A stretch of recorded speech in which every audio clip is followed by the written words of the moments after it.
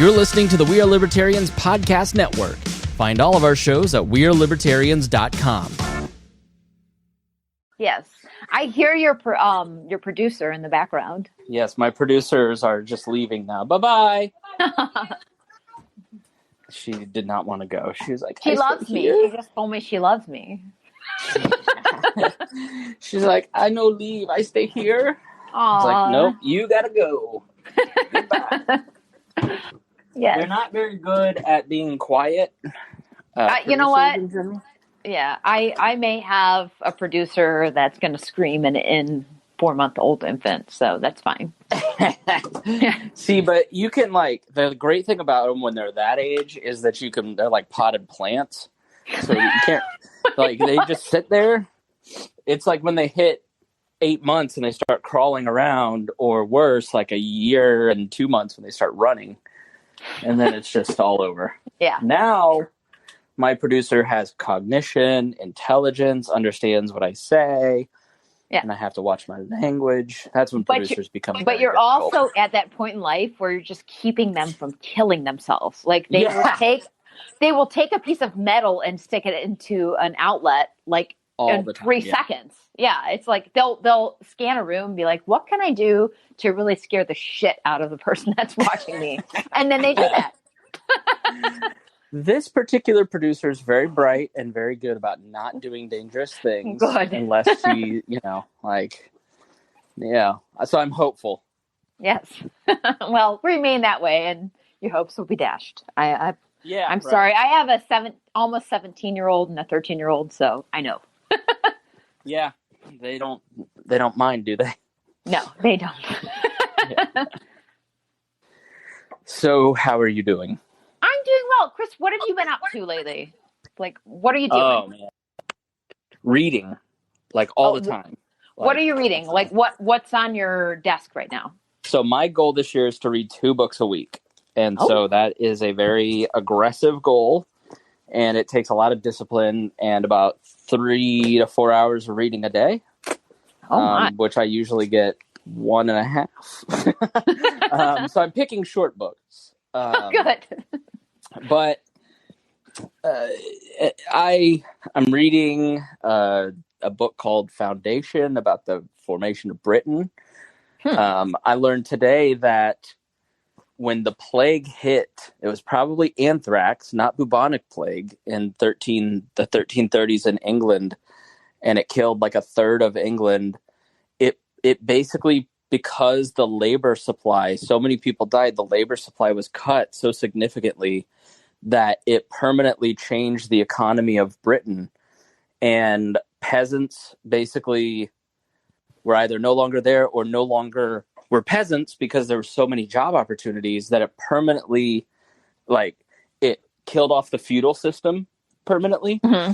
And it also threatened the landed gentry so much that they started passing laws that it was illegal not to have a job. You couldn't just not have a job.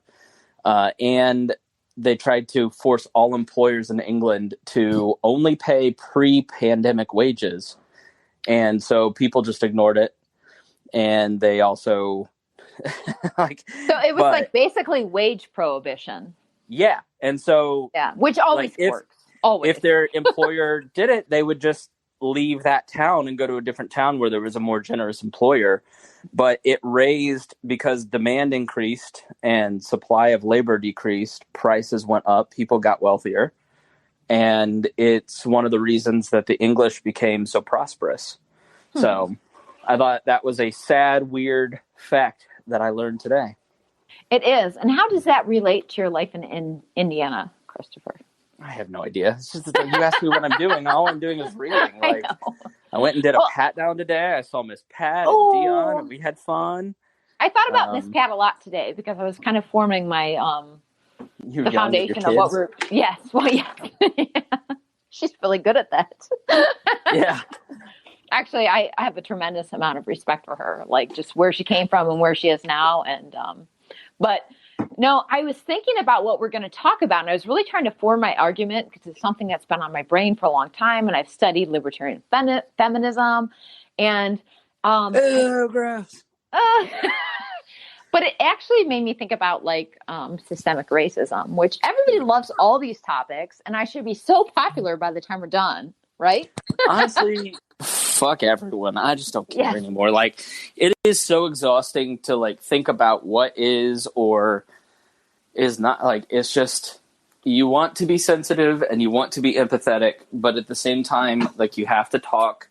Like, you have every white man in the universe gets mad when you talk about racism, you know, and if, you know, it's just like they got that side and then you've got the other side and cancel culture, and it's just exhausting. And as somebody who's worked in radio and comedy my entire career, I'm just like, oh, this is hell. Well, you know what, Chris, what I have to say about comedy, especially like stand-up artists, I feel like they're the last truth tellers in our society anymore. Like, it takes a lot to get up and make people laugh because they're speaking about truth, and, you know, they're finding something in somebody's soul that is making them laugh because comedy is irony. So I have a lot of respect for comics, and I really hate when they get canceled because it's like, God damn, you're just killing everything, you know? So, I mean, listen, sometimes it's deserved and sometimes it's like, you know, there's certain things you're going to lose audience if you say certain things. Like, there's one comic that just said something the other day, and okay, you have to say who it is, even though I know that you're you can't because of your career. Oh, no, my friend was just like, I gotta unfollow them. Like, I just don't want to support this person anymore, and it sucks because I like them. You know, well, I think when comments get too political, I mean, there's something funny about being philosophical about politics, but when you get too political, I think you lose humor. Yeah, but listen, talk about what you want to talk about. Oh, okay. The people that are interested in what you have to say will follow you, and the people who aren't, will go find somebody else. It's the free market. Yes. So I wanted to start a movement. It's not actually a new thing. It's just something that really hasn't been represented well or branded well, and that's fourth wave feminism. Yes. So it exists already? It already exists, but not really. It's not well formed. Okay. And so what is it? Okay. So there's two versions of it. There's libertarian feminism and socialist feminism. Okay. As a capitalist, you can imagine where I fall. Right. But you're on the We Are Libertarians network. So the socialist side? No, not so much. And it's not that I disagree with the reasons why they are the way they are. It's that I disagree with the way that they think they're going to deal with this. Like, explain that. Okay, so if there's a problem, maybe it's patriarchy, maybe it's people not being treated equally. The answer is never the state, like ever, because all it does is make everything worse. So, Chris, let me ask you, because you have good libertarian chops. Okay. What is the smallest minority on the earth? The individual person. Amen. Are women not individuals? Well, no, yeah, they are individuals. Yes. And so I think that libertarian feminism is such a small niche, or however the hell you say that. And so I don't think that anybody's paying attention to that. Now, third wave feminism gets a lot of traction. Why don't you explain the four waves then? Why not start with one and two and three? So, first wave feminism is not a bad thing. You think about the right to vote and the movement for women to get the right to vote. Unfortunately, there were some bad byproducts from that, but that doesn't mean that necessarily their intentions were poor. Prohibition was absolutely something disgusting that came from that, but that's not feminism. That was just a byproduct of it. So women being able to be equal in their representation of government, even though I abhor government, isn't a bad thing, because if we're going to have one, then why shouldn't we have a voice? Well, that's one of the beauties of liberalism, which libertarianism and liberalism are basically the same thing. In liberalism in the classical right? Yeah, classical liberalism absolutely says. They adopted it because, the idea is of a liberal democracy is that government exists, then everyone should have an equal share in directing the ship of state. Yes. And so if women are to live under the rules of the state, they ought to have a say in it. And so, I totally agree. And I think it's like, First wave feminism, all on board. Not a surprise, because I just think that's expanding rights and expanding access to the public square is always a good thing. Yes.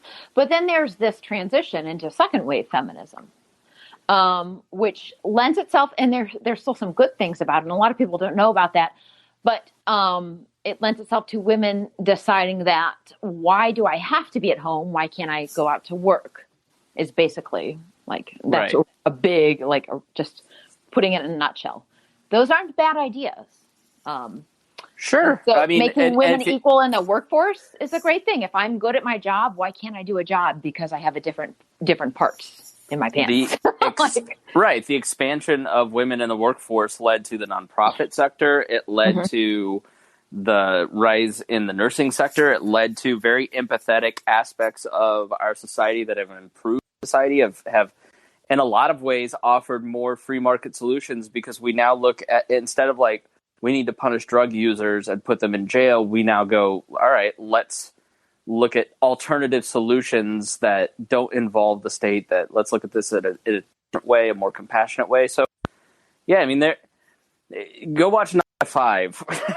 Yes. And that's and I think it's just, there are cultural influences that here's the thing about culture. When people say I'm supporting culture, usually they're supporting something that was crafted in 1895 at the beginning of the Industrial Revolution that is not a long-standing tradition in that sense. You know, it's marketing from 1912.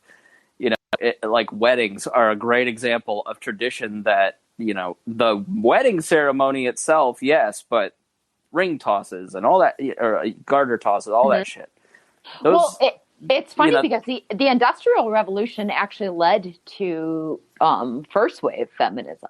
What happened was, I did a long course in studying this, and it makes a lot of sense, even though it was rooted in conservative tradition. So I don't necessarily agree with all the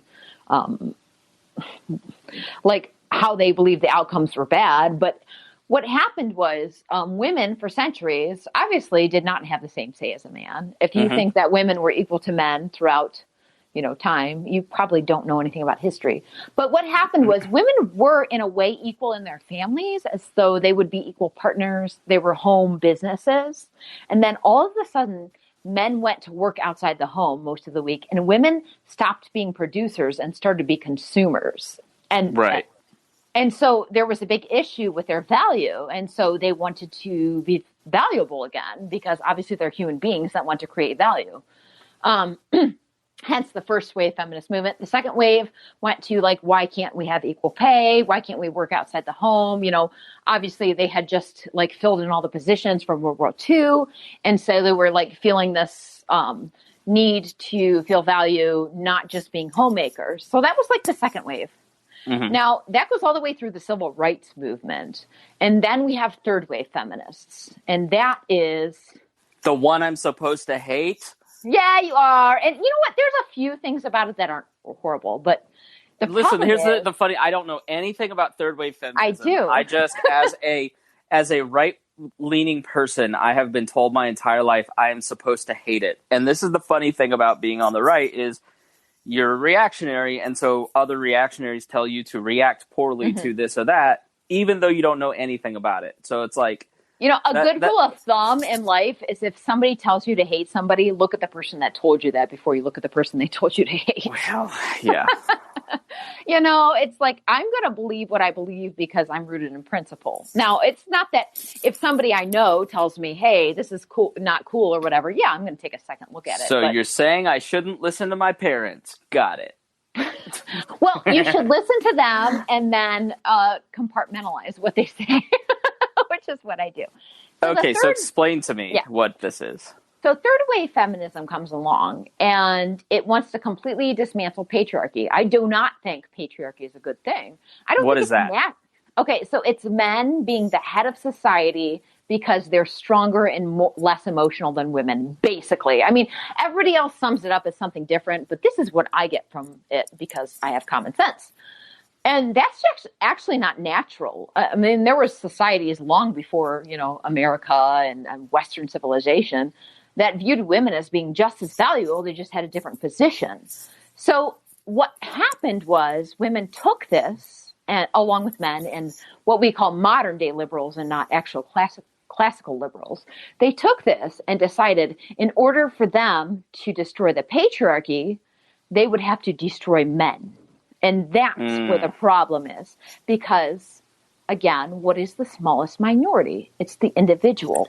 And if you are going to be anti-individual, then you've got problems because you're collectivizing. So sort of like Emily Ratajkowski, the model who was in the Blurred Lines video that was topless that like kind of made her career. Yeah. I don't know if she said it or if it was just in an article she was in or she was on the cover of this magazine.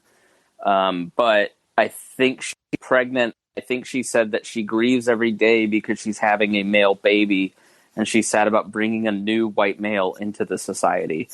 And like, to me, that is like, I am against dehumanizing language that leads to like oppression, that leads to violence against that class or group. Like, to me, and that's collectivizing, and that's anti-liberty. It doesn't matter if it happens to white men, black women, white women. It doesn't matter. If you collectivize a group and try to oppress them to bring yourself up, you're only going to demoralize everybody. Like, that's not how you make yourself equal.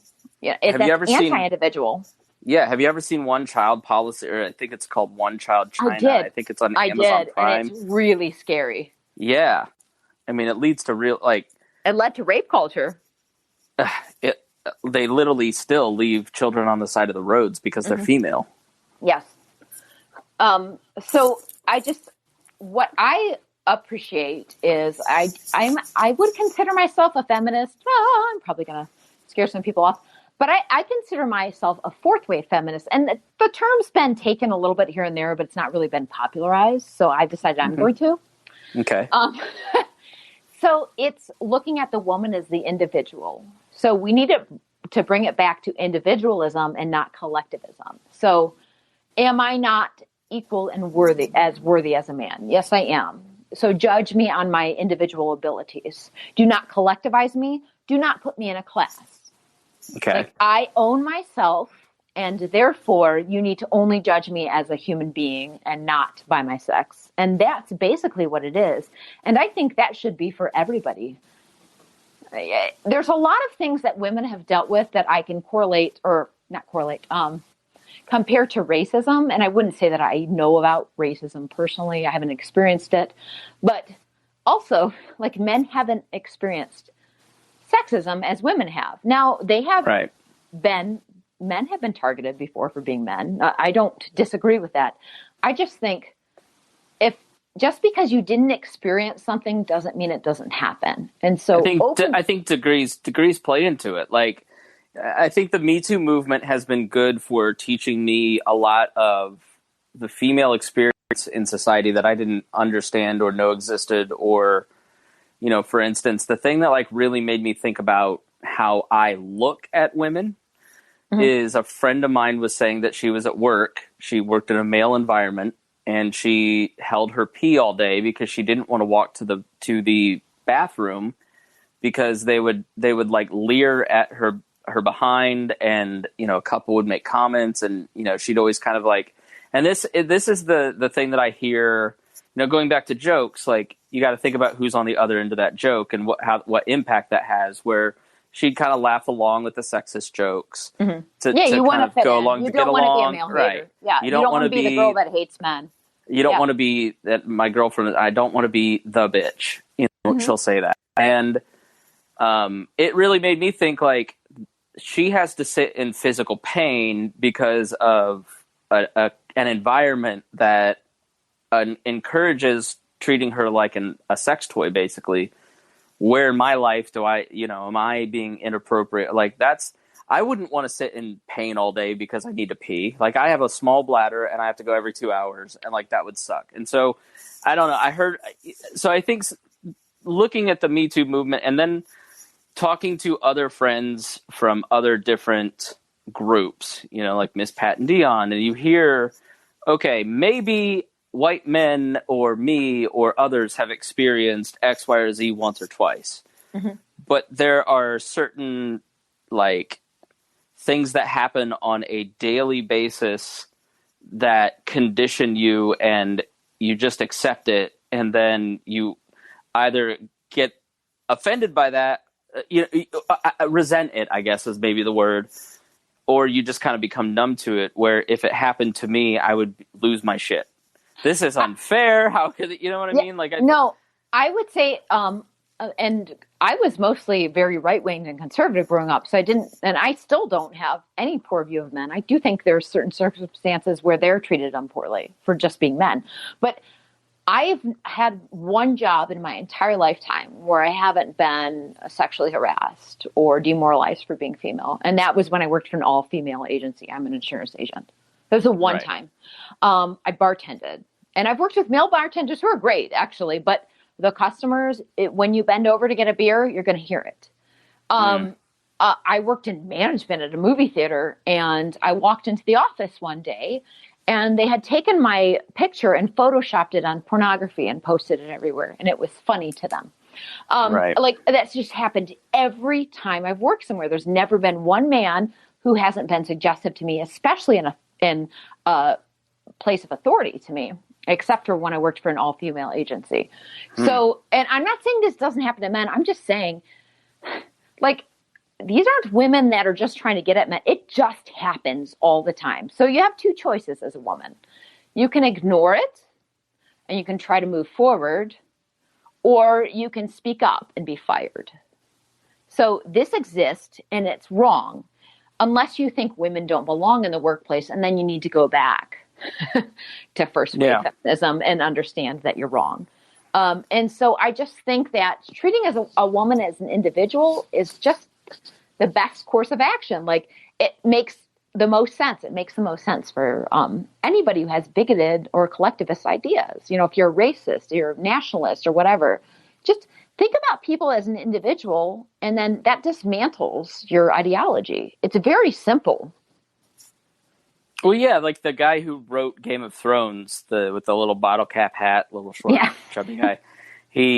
Someone asked him in one of those like panels, you know, how do you write women so well? He goes, well, first I think of a woman and then I pretend she's a person.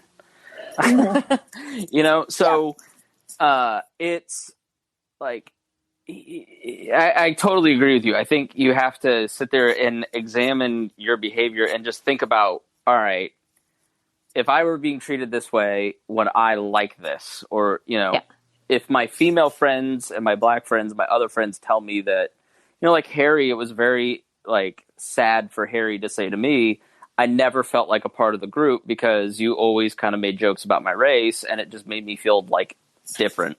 Yeah, and it doesn't necessarily mean that you have ill intentions or bad. It's just you didn't realize it. You know, it's not I'm sitting here all going, bad or evil. Oh, just pretending his blackness means nothing, you know, that it's no big deal was, you know, and that's what I would tell myself, like, oh, we're just treating him like an equal because we'd bust balls. But like, I wasn't really treating him like an equal. And now that I see that, like, I'll make fun of him for being a nerd. Yeah, huge nerd. He is. And he made fun of me for not understanding SteamYard. So. Right. You know, so, but Harry. But like for somebody like Harry, who literally tells me every time I leave my house, I'm afraid I'm not coming back because of getting stopped by the police. Like, there's a different sensitivity to racial jokes than I have. And, you know, so when he told me that, we stopped, right? Like, I try, you know, so I just think that's where I get bent out of shape by the right, where they kind of go, well, if I stop treating Tricia and making sexist jokes towards her, then, you know, I'm acknowledging her gender, and I am, you know, playing into this critical race theory game, and I'm just going to treat them like everybody else. And I just don't think that everybody is exactly like the way that my brain thinks the world is. You know what I mean? Like, I just think that's a very, like, I think this way, and so everyone thinks I do, and so they should just get over it. Right. Is a very entitled way to think. Part of that's kind of understandable. I mean, it's not excusing it, but it's understandable. We all live in the world we live in. So because we don't experience other things, a lot of times we don't have the wherewithal to think, oh my gosh, it might actually happen to other people and I just might not know about it. Yeah. And that actually makes common sense. But, we get so caught up in our own world and worrying about who is persecuting us and being collectivists that we don't actually understand it. And I have to point out, I started to realize that, especially about systemic racism and things like that, which I'm not allowed to talk about as an ANCAP. I don't really care. I'll talk about whatever I want.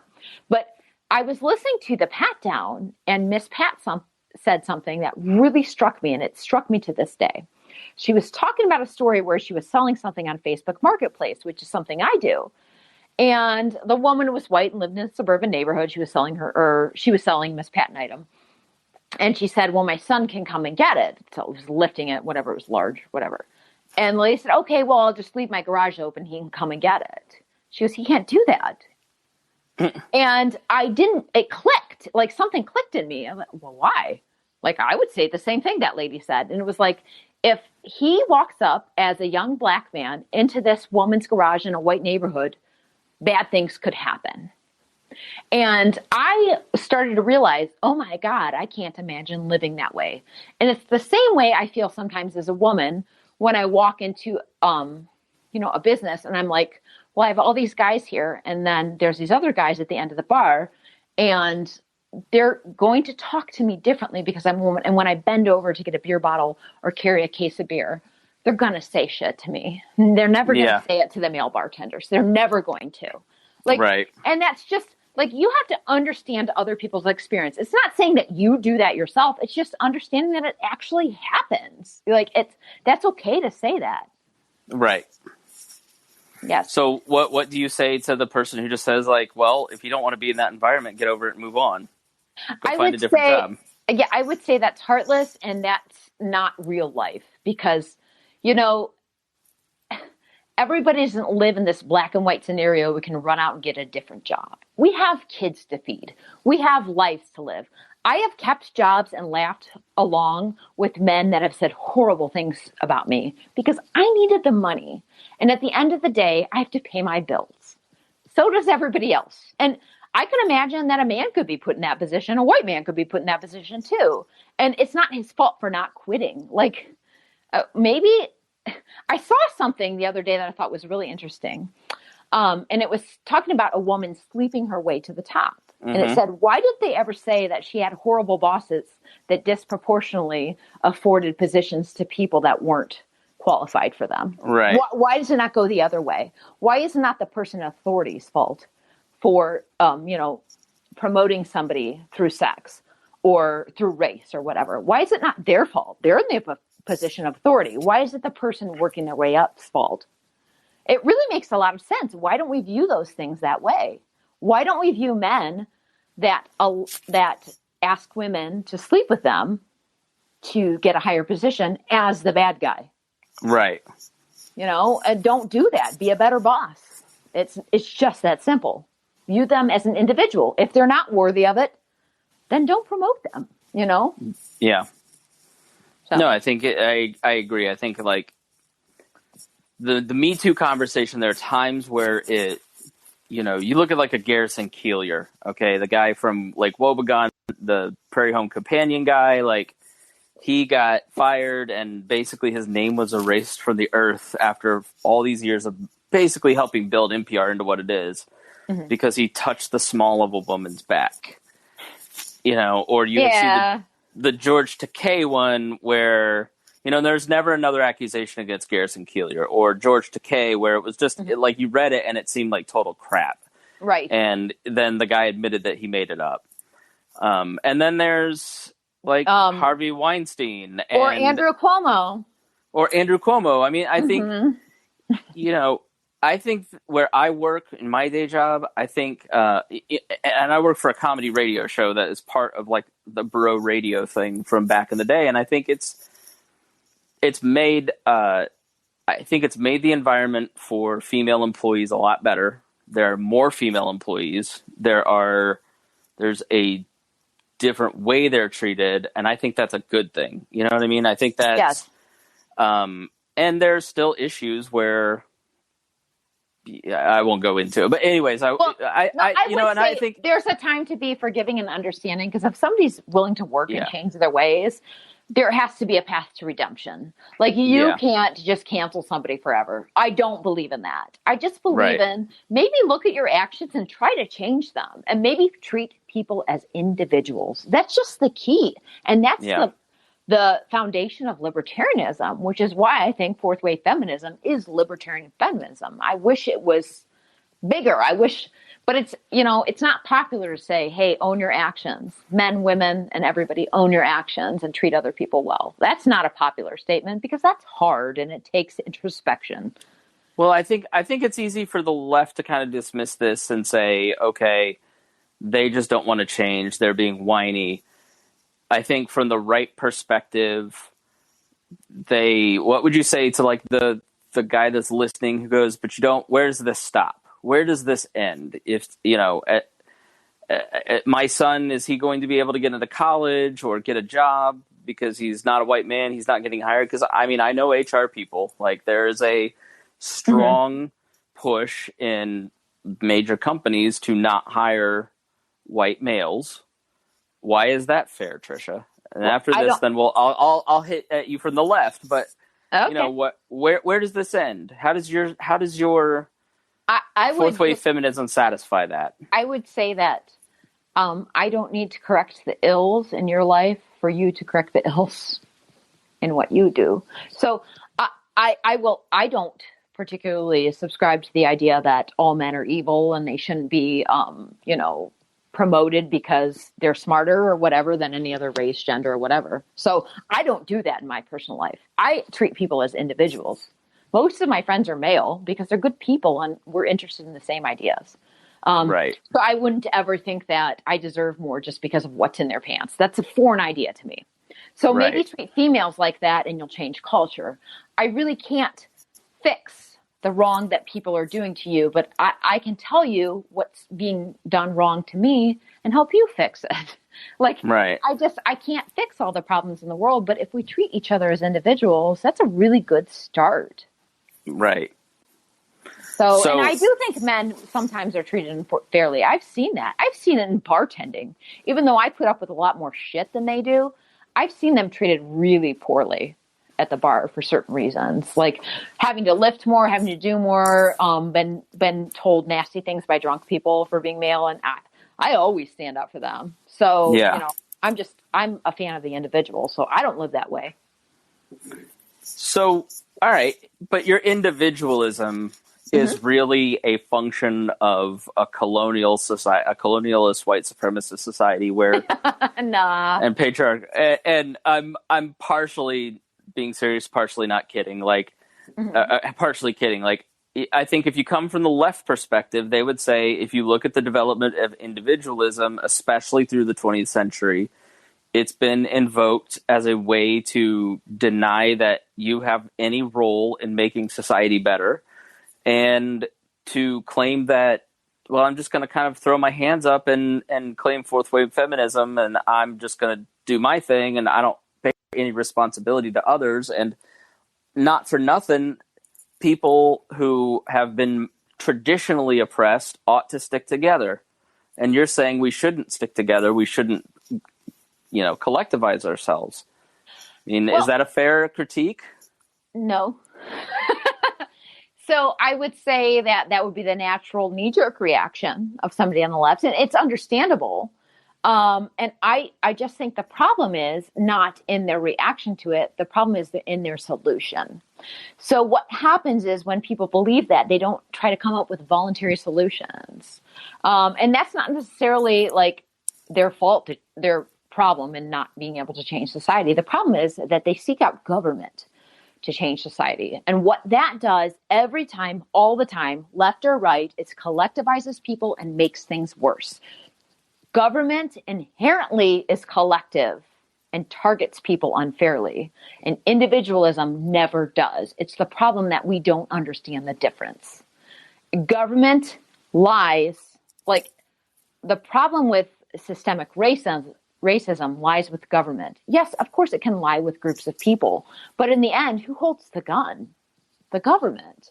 And if you're going to try to solve a problem with racism, sexism, class warfare, or whatever, if you use the government, you're only ever going to make it worse, even if you have the best intentions, because they're a monopoly on force, and what they intend to do is collectivize you for more power. It's never a solution. That's the biggest problem. And so every time these things have come up, government makes it worse. Yeah, but I agree with you. I'm Ryan Lindsay, the libsock. Ryan liked one of my posts tonight. I was like, where the hell did you come from? I love Ryan's good dude. Here's the thing, like the commons, the reestablishing of the commons and common property doesn't necessarily mean that government force is holding you libertarians go on and on about your government force, but that's not what the left is proposing. They're saying we need to fundamentally change culture to eradicate these theories of oppression. Right. Then don't flirt with government and do it. It's that simple. It's that simple. Well, now you've blown my theoretical government that I've created in my head that can never be instituted because I don't understand human nature. Yes. Well, human nature is somewhat predictable. Human beings, most of the time, not all the time, act out of rational self-interest.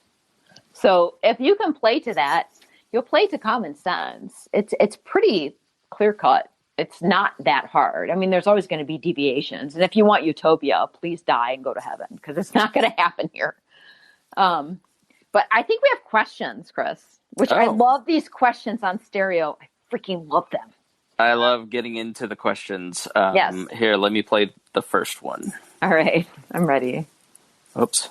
Oh, I can. Oh, cool. Oh, let's hear from the president. I mean, the former president. Look, we don't live in a perfect world, Ginger. I'm sorry that maybe you had a different thing in mind, but let me tell you, use what you got. Some people, they have a really nice pussy, and they use it to get to the top of the ladder.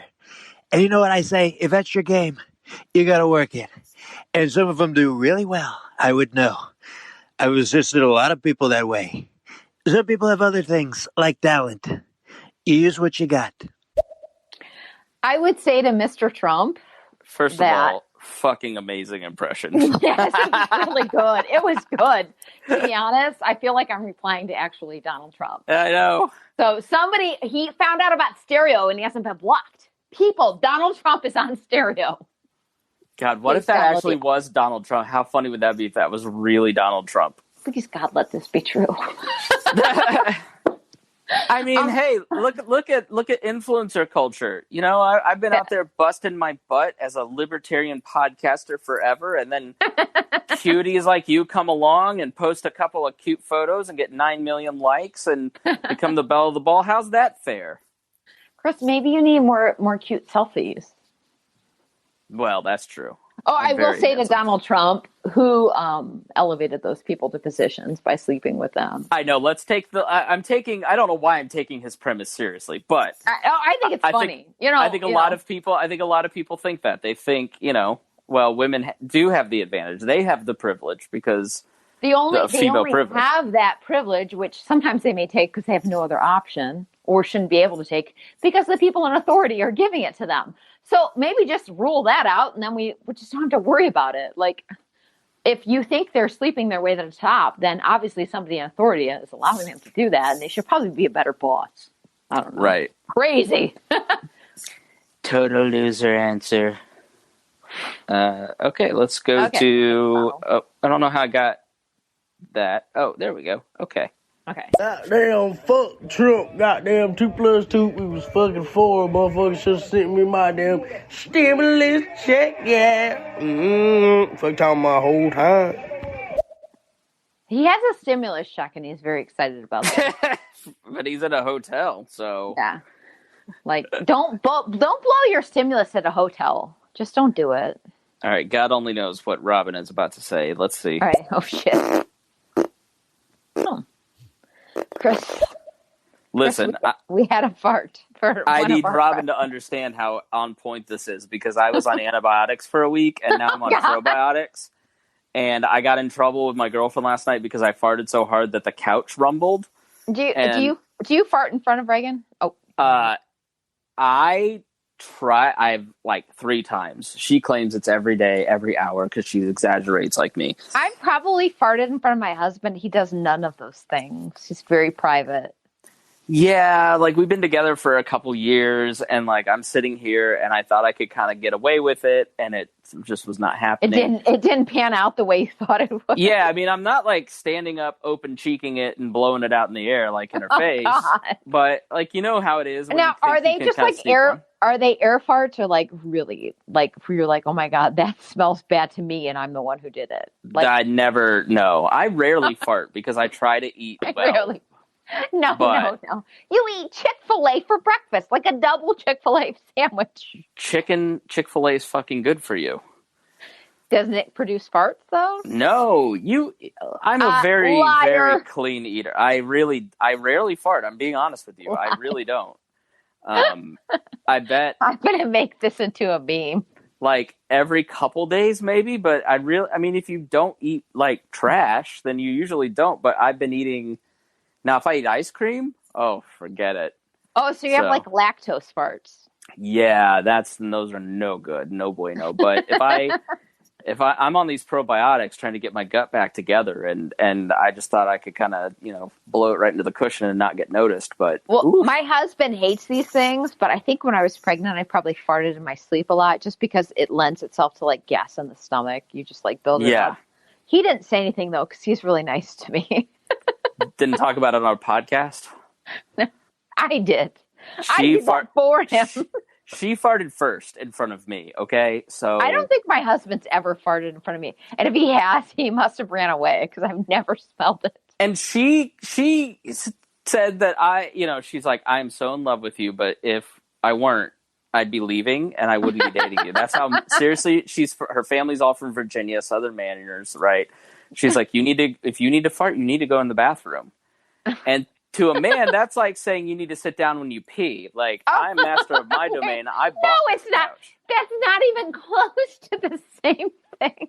Yeah, it is. And I'm not going to. And I told my guy friends and my friend Brandon, he goes, she is a queen. She is a goddess. She is the best person you will ever date. If you blow this, I will be so mad at you. I mean, honestly, though, Chris, he's probably right. Like, he is 100% right. And then Jude said, nah, I'm pro fart here. You let it rip. You're not going to go sit down and pee, are you? She's hot. She's smart. She's wanting to, like, build a life with you. Dude, so am I. The bathroom. Just fart in the bathroom. It's fine. I refuse. I'm a man. Oh, my God. I think you guys are a very nice couple. I was going to say, wait till the Dutch oven comes up, because that's divorce material. I would never abuse her with my anus. This is horrible. I'm not a monster. That is just like the most horrible statement, because it could go in so many ways. But I think actually, I won't even go there. I'm going to be nice because I really like your girlfriend. You want to listen? Do you want to hear from? Let's hear from DJ Radio host. All right, got DJ 3 Radio. from him and 3 from David. All right. What do you guys think somebody should do if they aren't a sexist and they see these kind of things happening? Because a lot of your advice has been directed at someone who would be a sexist. So I was wondering what you suggest for just a normal person who doesn't treat people any differently, or if there's a role for that person to play. Oh, I really actually like that question. So nobody has the onus, in my opinion, nobody has the onus to speak up for other people. But I think it's good when they do. So I would say just be supportive of that person. And maybe if you're able to, stand up to your boss and say, I don't think you treated that person respectfully and it's not fair. Because the more people that do that, the less that will happen. We talk about these people in authority doing things. Well, they're not going to be a boss for very long if they don't have anybody working under them. So sometimes it's difficult and maybe your job is in play or whatever. But I think the right thing to do is speak up. I don't think you need to. And sometimes I understand not. But I think you'll probably be a better person for doing so. And if more people did, the world would be a better place. And that goes towards every ill in life.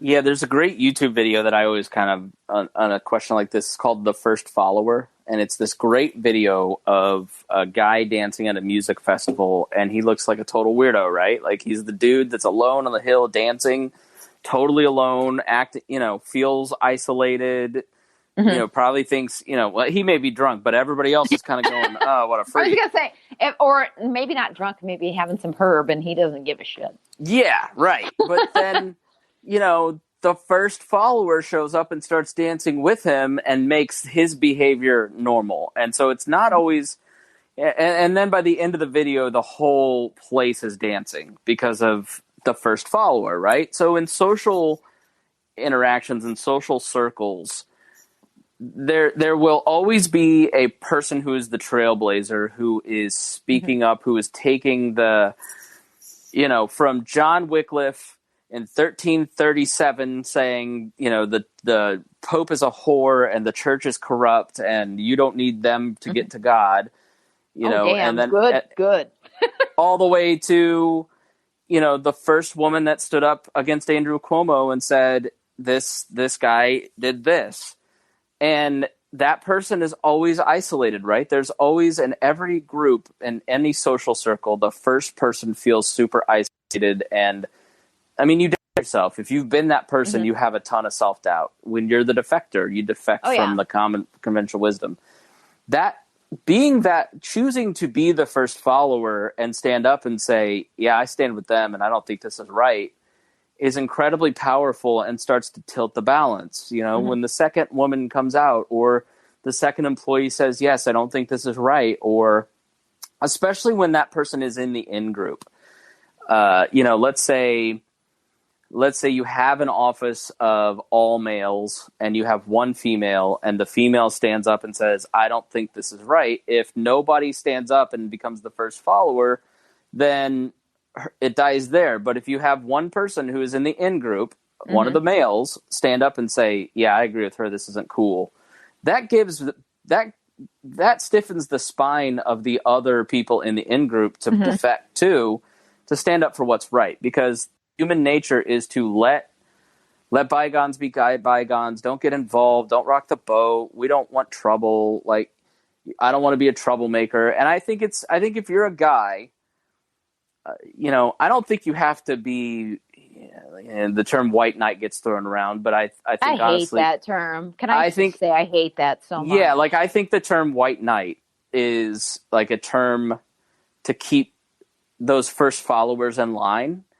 If you go and watch civil rights footage, on the Edmund Pettus Bridge, you've got white people screaming in the faces of other white people, calling them, the white N-word or N-word lover. And it was an intimidation to keep them scared and from helping, because those segregationists understood that first follower is incredibly powerful, and that tilts the balance, and we can't have this. And you see that now, like, don't talk about race. I need to scare you with critical race theory, because if you defect, other people may defect on this stuff. And so I would just say feel a lot of that. The way that I try to do it is just try to relate stories. I try not to be accusatory, but I will go out of my way to support the main person, the trailblazer, or if somebody's out of line, like, I got guy friends now where I just kind of go, dude, the reason you're single is because you're an ogre, and I just try to relate my personal stories, or I try to relate other stories and try to, like, get them to see the light. And people are going to pick up on that social pressure. And then if they're really out of bounds, you've got to say something. You've got to push back. You've got to, if somebody violates the bounds of morality or good taste, like, at a certain point, you really, if you care about that person, have to push back. And, if your dad's a racist and you call them a racist and they get mad at you and never talk to you, it doesn't matter. They never forget that you called them a racist, and they think about why you called them a racist. And they can just dismiss it and say, oh, well, it's because his brain's infected with critical race theory. Or they can go, maybe I'm wrong here. If this person I love and care about thinks that of me, like, if you're a guy and you have a guy friend who is, listen, there's a tremendous amount of sexual misconduct, right? Violations of women. Your guy friends in your circle are one of those guys probably. And you know which one I'm talking about. It's in your brain right now. And it's up to you to go and like, fix that. Like, I just think you bear some responsibility for your community. That's probably where the radical individualist, anarchist, gingerarchy and I disagree, is that I do think that you have some responsibility within your social circle to set norms, because that social pressure is important. I would say through libertarian theory, you don't, but I'm also not a person that thinks libertarian theory ever survives without morality. So I'm a moral person. So I think you do. And I think your theory is trash if you can't live as a voluntarist and as somebody that makes good associations.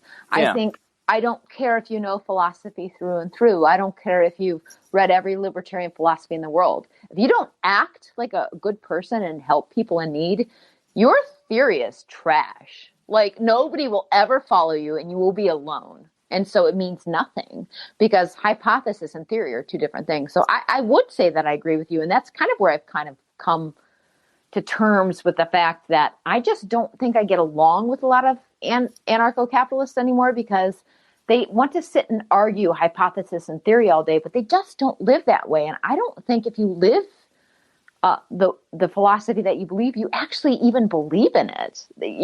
There's no fruit. I don't see your fruit. I think that you just want to be right. And I don't care to associate with you. So no, I mean, I think there's got to be a cost for doing the right thing, right? Like, yeah, I don't, Dion always says allies have scars, and it's true. Like, speaking up and saying this dehumanizing language or these little tricks to get out of doing what's right are not okay. Well, that's cost me listeners. That's cost me friends. That's cost me tension in relationships. But it's the right thing, And if you know somebody in your community is doing the wrong thing and you don't have the courage to stand up, you have to ask yourself if you really believe that stuff. And I think you pick your spots. I don't think you have to be aggressive. You don't have to be screaming in people's faces. I mean, I think other people have a different tactic than I do. But I try to, relate my personal experiences and try to get the person to see that point and get them asking questions, and then kind of say, yeah, I just think that you're wrong here on this or that. And I think you got to do it the way that, you've got to be uncomfortable. You've got to be courageous, but you don't have to do it the way that other people do it. You do it your own way. But I think you owe it to people in your community that are at a power imbalance to have that first follower step up. And I think in society, when we look around at the people who there's a power imbalance, we ought to speak up. And maybe that's along the lines of race. Maybe that's along the lines of class. Maybe that's along the lines of, the small business owner that's been, shut down for a year. I mean, you got to speak up for the people who are on the wrong end of power. I like that idea of first follower too. And it's true. Human beings, like, we all want to believe that we're the person in the zombie apocalypse that's going to be like leading the group. And it's just not how it happens. No, there's no idea that you and I have that is original. There's nothing that you and I think that is original, or a situation that is original. There's already somebody else who is already doing that thing, and they need somebody to help them, or maybe you have to be the trailblazer in very like small situations, like in a group of 10 people, and you've got to, and in those situations, you go to the other people that you kind of see wince and go, hey, is Dave being a problem? Do you think there's something going on there? Yeah, I didn't want to say anything because I love them, but, and I think people don't like, especially, I've learned this from Miss Pat. White people like to be polite. They don't like to, they like to tiptoe. They want to be comfortable, mainly. And so I think millennials and Gen Z are kind of taught to not rock the boat in a lot of ways. So, we find timidity to be a higher value a lot of times than Chris, previous generations. I also think there's the reverse of this too, which I see in society. So what happens is once somebody is brave enough to speak out, then everybody piles on. And there's this thing where everybody's cruel and it's cool to be cruel to somebody and nobody is giving them mercy after a certain point of time and letting redemption. Right. And that wasn't the point of it in the first place. So it's like, once somebody is hated enough and try to cancel, maybe give them space to be merciful to them after that. Like, do you want them to change their behavior or you just want them to burn in hell? Like, what is the point in what you're doing? I think the first followers want to change in behavior and to speak truth. I think everybody that piles on at the very end probably has poor intentions because they're just followers and they don't really understand what they're doing. I think if we could be individuals and really understand what we're saying and own our actions, at the end of the day, when you lay your head on your pillow, know that what you did was for the right reasons. When a value has a cost, it means more. And I think you understand your values more when you think.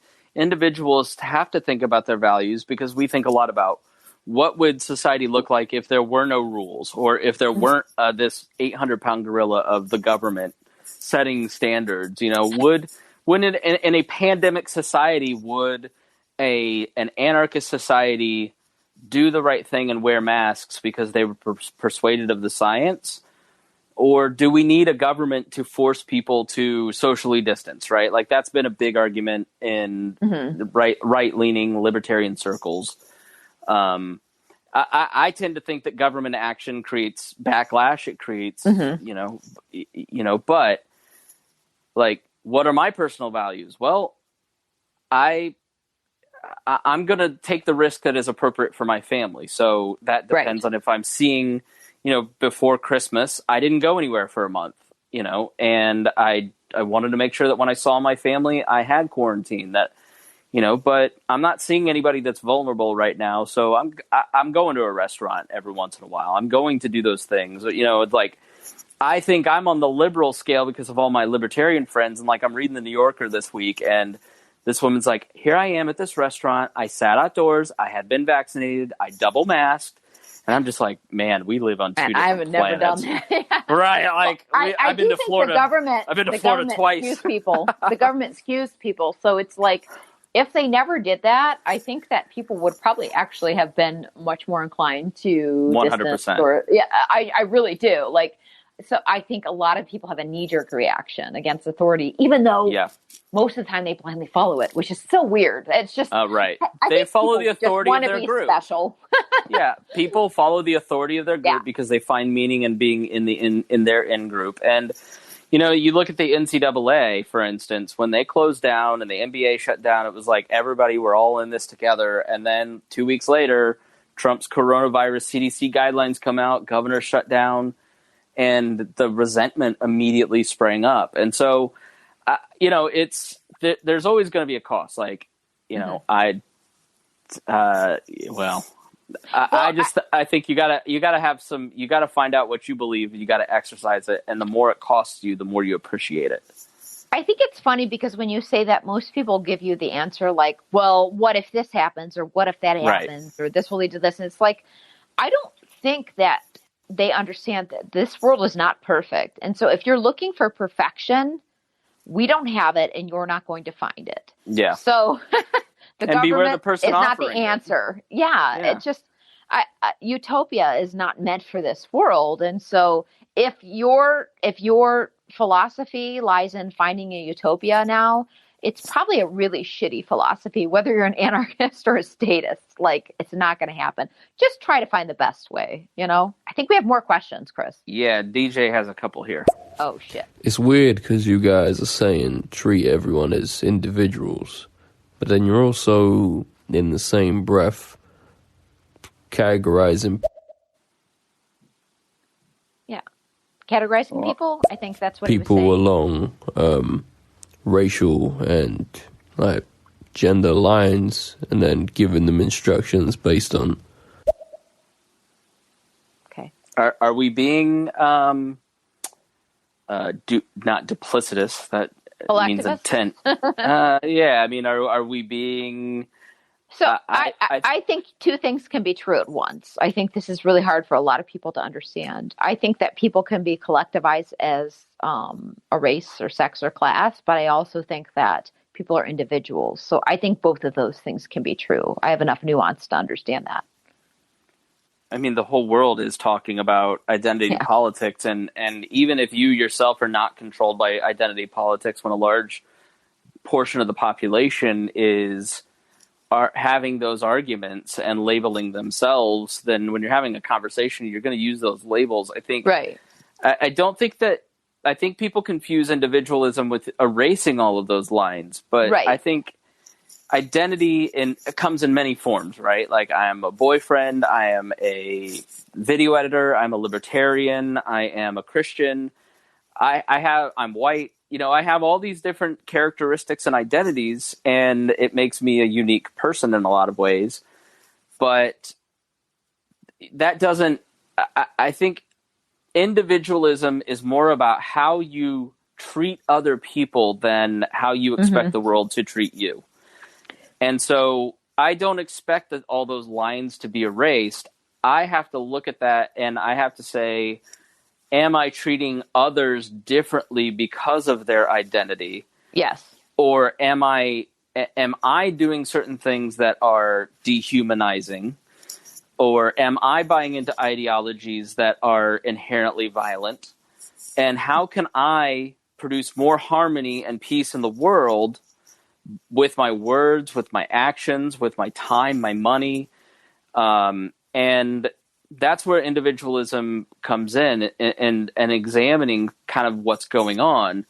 But it doesn't mean losing your identity or letting go of certain things, you know, or being proud. I'm a proud, you know, from a German immigrant family. Like, you know, I'm a proud Hoosier. Like, and I don't buy that the left wants to erase all of that. Maybe some of the intellectuals do, and the right-wing intellectuals will grab onto that and pretend that all people on the left want that. And I don't think that's true. I think, you know, there's all kinds of different prides, right? One of my least favorite things that people say, and it does, like a lot of white people say, is, I don't see color. Man, you're fucking lying. Yes, you do. The difference is, can you see past it and learn to know somebody as a person? That's the difference. Because everybody sees color. Everybody sees gender. Everybody sees race. Whether it's looking, it doesn't, if you say that you don't see that when you look at people, well, I don't know. Maybe you're the second coming, because I just don't believe it. The difference is, how do you treat somebody? Do you see past it? Do you get to know them as an individual? Do you blanketly treat people some way because they fall into line with a certain category or collective category of people? That's the difference. People are different. There are black people. There are white people. There are men, women, transgender, bisexual, whatever. Like, we all are here on this planet, and it's really stupid to say you don't see that. The difference is, are you judging somebody on that? Are you automatically thinking they are this way because this is their identity? Or policies that you support. Like, I think you look at something like the border, right? Like, you take immigration and what's happening at the border, and the Trump cages and people and kids sleeping in their own shit was outrageous. And you look at the conditions of Biden's, you know, detention centers, and they're like 5% better. At least they have some facilities.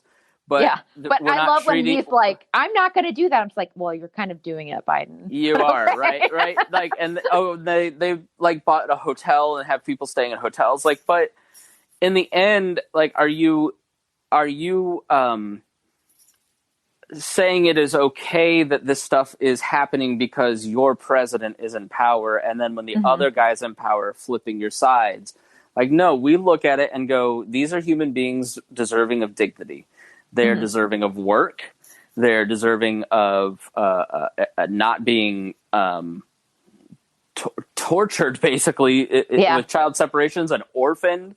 And not for nothing, but the policies that have been implemented by both, you know, all the last 4 administrations basically have sent free market social signals to the coyotes that kids are going to get in and stay and fine. So families are now raising money to send just their kids. Yeah. And so you're putting children in danger with the policies that you're supporting because you're kind of okay with it because your guy's doing it and in charge of it. And that's where I respect an AOC, for instance, who says, I'm in the in group. I'm a Democrat. I'm supposed to support Joe Biden. What he's doing is wrong. You know, and or when Joe Biden says Andrew Cuomo should resign if these charges are true. Whereas I've had a lot of contempt for the right for not having that same set of rules for themselves and policing their own in-group and saying this isn't okay. This, the Christian church and some of these evangelical leaders saying, yes, everything Trump does is okay. Yes, the border stuff is okay. Yes, his affairs are okay. So weird to me. Right. That's like it's so weird. Yeah. So, but anyways, I'm off on a tangent, but I think that's where it comes in is like, what are you supporting? What are you lending your voice to? What are you lending your time and money to? Oh, play another question, Chris. All right. Let's hear from, Michael. Oh, I think I know the answer to this. Fourth line feminism is where they become bullies. Is that correct? No, Michael, you'll have to go listen to the beginning when she articulated it. Only if you want me to be Michael. But if you want to, if you pay I didn't her mean well. that flirty. I just meant nah. I'm not a bully. Am I a jerk, Chris? Because I think somebody tried to call me a jerk today. Okay? So you have the worst Facebook of anybody. Like, it's not you. You're very thoughtful. It's just whatever group of guys you have collected are some of the most harassing weirdos. And I don't know. So let's hear some. Let's hear some more. Oh, sorry. Hey, I also like paper. You roll your weed in it? When my girlfriend farts, I literally rip her pants off and start fucking her asshole before it dries up. Oh, wow. Okay. All right. Well, David, we're going to go ahead and skip the next two comments of yours. Boss, let's hear from you. A question for all men out there. We all want women. Most of us want women. But do we need them? Do we need women in 2021? All right. The boss raises an interesting question. Do we need you? Not if you don't want us. I'm sure that there's other men out there that you could find. Did you see the chart of people that have basically just not, like, the amount of people that aren't having sex? Are they all libertarians? No. But, so, all right. Because I'm pretty sure they are. So there's this chart that's like a hockey stick graph, basically starting in 2008. Okay, going back. There's like this huge increase of men specifically, but women too, just not having years of sex. Which, well, I don't think that's a bad thing, to be honest. No. Like, listen, I don't know if I'm supposed to say this, but as a Christian, we are waiting till we are married. We've been together 2 years. She's very attractive, but we both believe that if you don't believe in premarital sex, you can't say that and have it. Like, you should wait. And that's not the case for a lot of people. Because people have I don't think it's out of some morality or purity. No, I think the tender age, I think, so, and this kind of ties into some of the school shooting stuff. Like, the sexual economics of our time have changed because of some of it. But I think a lot of it is that men are opting out. They are playing video games. They are kind of choosing I would say, path. honestly, or pornography. And why go through the hassle? And I think that has kind of fed a culture of, the men's rights stuff. I know what I want to raise is the men's rights stuff with you because... Oh, Lord Jesus, help me. Because I know that you believe in men's rights. I do. But not that kind. Well, I don't believe in it to a point where you think all women are evil. I personally, I am divorced. I'm remarried, and my husband's a wonderful man. But who we will hear from next? He might. He probably even not. He's here. Philosophical. Oh yes, and the message is very long. But and I didn't rely on the state to collect child support. I've never received it. And I try to be very fair and just. So I personally lived my belief that men and women are equal. But I don't understand that the hatred for women that do collect it, because it's like, they're kind of raising the children. And I see so much of the point where, well, the state's after us and we want equal time, but then just go for, 50-50 custody. Like, it's just this weird, like, it just seems to be like, I'm going to take all my hate out on women that I was with. And it's just like, maybe find some solutions to your problem and just pay for your kids. I don't know. That's me. That's crazy. Yeah, I feel like they're sort of. I read this great book. It's now called. At the time it was called Mate. Now it's called What Women Want, and it's by Tucker Max, who wrote I Hope They Serve Beer in Hell, and Jeffrey Miller, I believe it is, who is a evolutionary psychologist, and they basically wrote this book, basically in the wake of the pickup artist bull crap. Oh God, and that guy. Tucker Max is a legendary swordsman, if you will, and so he basically worked with this guy to form a book that was anti-pickup artist, and you'd think that he'd be the pickup, so he sort of tricked guys, right? How do you pick up women? And this book really changed my life, because instead of blaming, I'm just the nice guy and women don't like nice guys, it was I hate that. The book was basically if you're single and you're not getting dates, it's because you don't meet the biological criteria and you're a shitty person. And if you want people to like you, if you want to be successful like me and you want dates, then you need to be physically fit, be intelligent, be funny, work on yourself, be emotionally prepared to have a relationship. Don't be passive aggressive. Don't do, and I think that's where it all kind of falls apart with some of the men's rights stuff, is that it does get into that blame of other people instead of just taking in responsibility for yourself, and I just think that's true. A huge part of this. After I got, divorced, it was I dated a lot, and I had a couple decent relationships. I mean, they weren't winners, per se, they didn't win my heart or whatever. I didn't perceive them as bad experiences, because I was just trying to learn for the best person. And I dated somebody who treated me really respectfully, and I really enjoyed philosophy with him. And he was always gracious to me and never treated me like trash because I was a woman. He had a great deal of respect for a woman, and I married him. So I don't really know how that's weird. It seemed to be a good,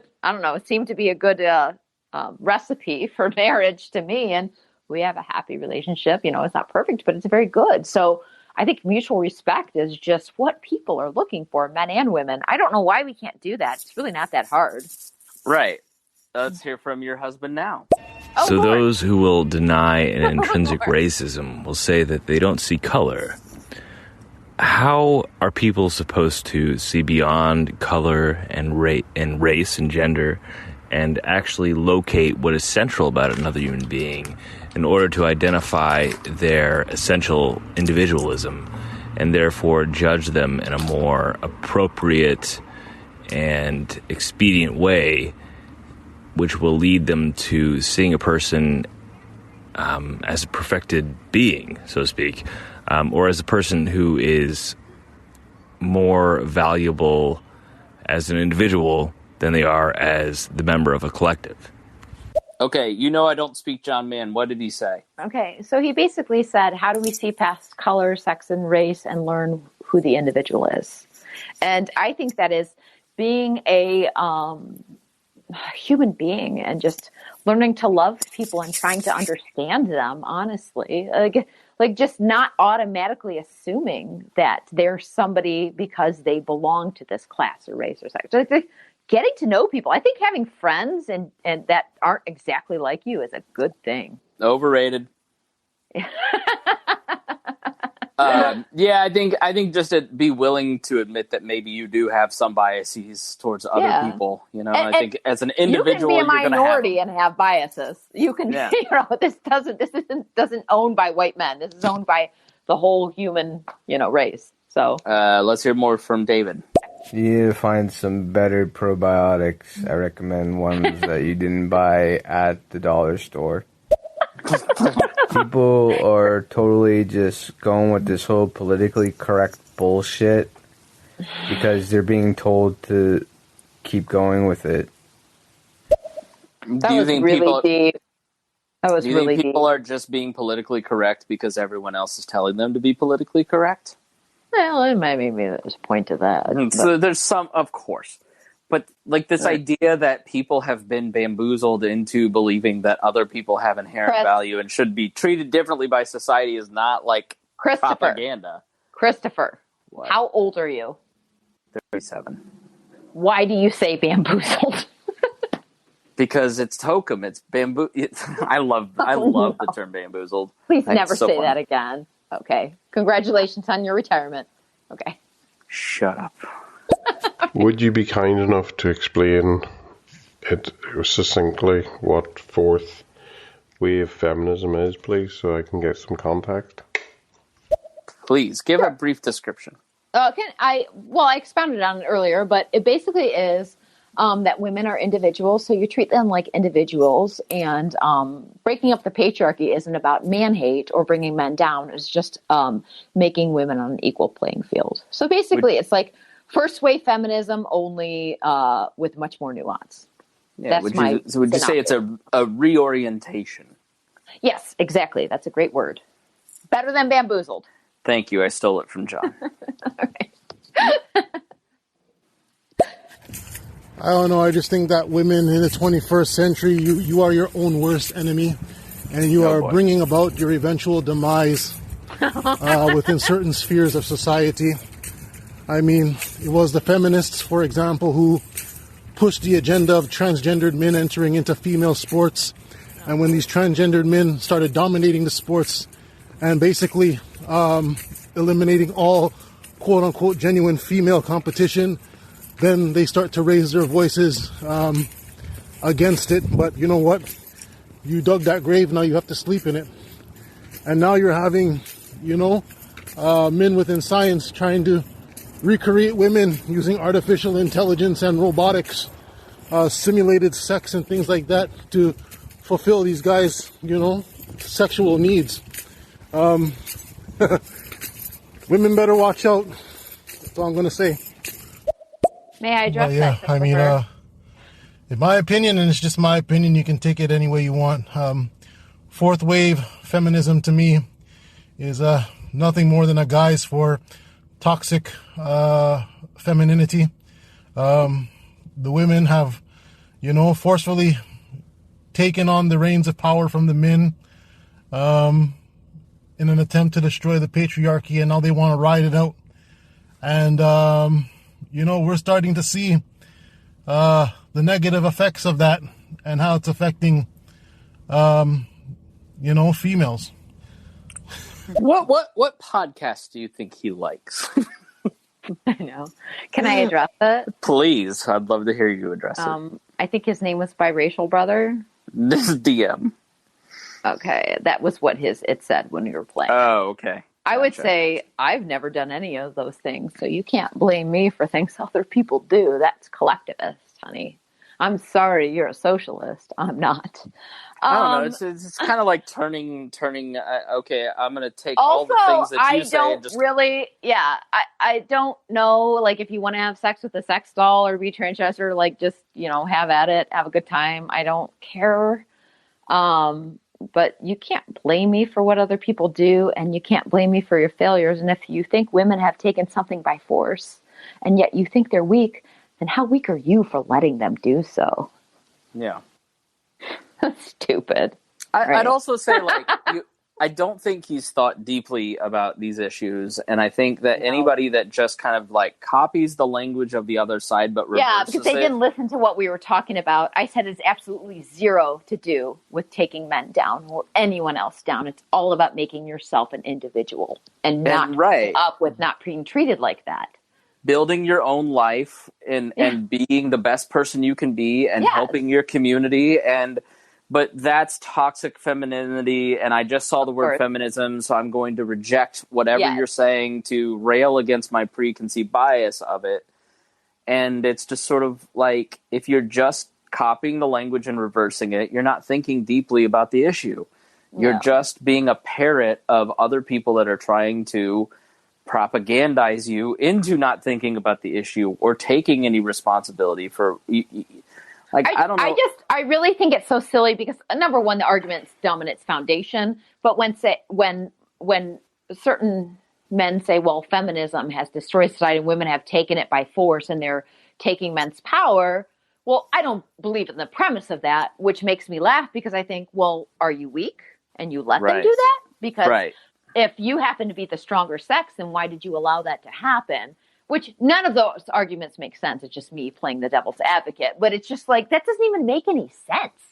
Like, that's not even what I'm talking about. We're not playing at the same level here. Like, you're parroting somebody, and I'm thinking critically about something.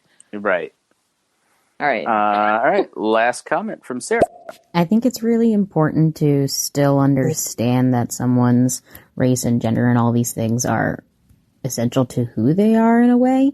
Even if we want to just look at them as a person, it's really important to know that their lived experiences shape a lot of who they are. And part of that is centered around, the race and the gender and the societal class that you're in. It's like talking about those experiences at work. If a man makes a comment to you, your past experiences of that kind of sexual harassment will lead you to be just a bit more, I guess, questionable of, was that a joke or was that something inappropriate meant to attack me? I actually quite agree with her. And my point of seeing everybody as an individual is not to say I don't see color, I don't see race, I don't see what.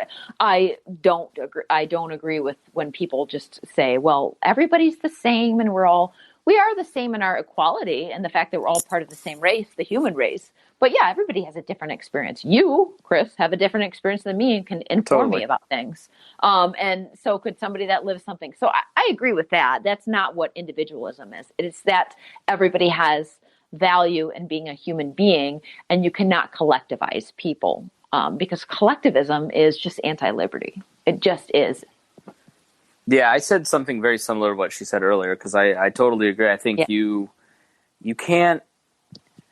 Again, I think it goes back to people. She's right. People have different sensitivity levels. And I don't think you can separate a person's feeling about how they are perceived by the people around them.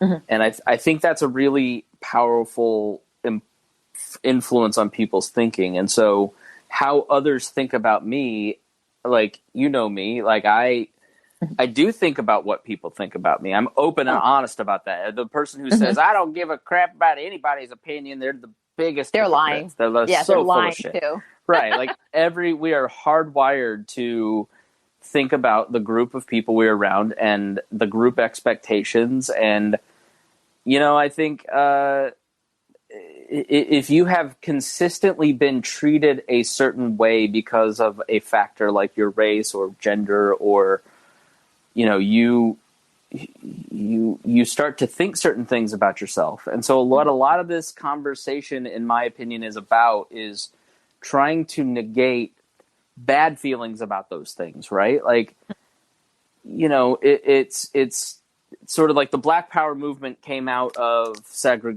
Jim Crow because it was, James Brown's songs, for instance, were like about Black as being powerful, it's being beautiful, it's being, worthy. It's and if you're an individual, then why does that threaten you? You are an individual deserving of respect and the same equal rights as your fellow citizens, and you're a beautiful person. Like, why would you want people who are, in 1965 in Alabama not to feel empowered, right? Like, I think, and so that's what a lot of this is about. It's not about trying to subjugate the white male Christian conservative. It's not about that. It's about getting people to kind of think about the language that they use towards other people and that experience that they have, and allowing people to self-actualize and have and I would equal say, rights. Chris, to that end, I think when you learn about somebody's experience and you become their actual friend, They'll understand your position too. They'll understand why you're frustrated or why you want to ask a question and won't think I didn't understand his position. And I think one of the most important things I learned over this last year, and it's just the dumbest statement, but it's true.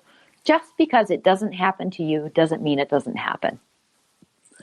And if you can just realize that, then maybe find out what happens to other people and learn from it. Everybody can learn from everybody else in a different perspective. Yeah. I think, if you're expanding your experience in life, that doesn't just mean going out there and doing other things. It means meeting other people and learning their perspective. There's nothing that can be, there's no detriment to that. There's only gain from that. Yeah. So. Totally. Yes. And I'm mad at that guy about feminism, but I'm just going to pretend I'm not. I mean, because I get that so much. It's not that he's anybody that I haven't. It's just like, can't you just listen for a minute? Are you talking about the dude, the DM guy? Yeah, because I get that so much on social media. Like, I'm so tired of it. I'm just tired of it. Is there anybody that likes being on Facebook at this point? I don't know. I'm not sure. I mean, listen, like, I have a dashboard of tens of thousands, hundreds of thousands of people across all the different social channels that I monitor. So, like, I see trends that come out of that, and, like, you see, but you still kind of have to realize that that's still a selected group of human beings. It is. I posted a picture of my baby, and instead of, it wasn't meant, and it was just like, here's her in her little spring hat. I have a little 3-month-old baby. Instead, it turned into men's right and child support. Like, number one, I live with her father. Like, he's a wonderful support. Like, that wasn't the point of anything. I just posted a picture of my baby. Like, it's okay. It's like, I see a child, so I need to tell you about my horrible experience with the child. Yeah. It's like, I don't know. I just think social media primes all these conversations, and people base their arguments off of kind of the worst elements that get shared. And it's like, I do like stereo because people can call in and you get like a DM and then a Sarah coming from two different aspects. And like, you can flesh that out. This is what free speech is all about. I do. It's a really wild array of people. That's why I love stereo. You never know. Like, when you hit that button, I'm like, oh Lord, what's coming? I know. Right. And then you have the ability to hear the nuanced answer, have a nuanced response, as opposed to like Facebook, where it's just sort of a shit show. And I think we base too much of these societal conversations on what we see on our timeline, because we're also addicted to these little serotonin boxes that we think that's real life. And hopefully what we've outlined here today is like a path to a better, more prosperous, harmonious society. Yes. And I'm sorry I said it made me mad, fella. If you want to call in, I'll sit down and have a show with you. We can talk so we can understand each other, because I'm all about understanding. DM hits us up almost every time. So all right. Thank you for listening.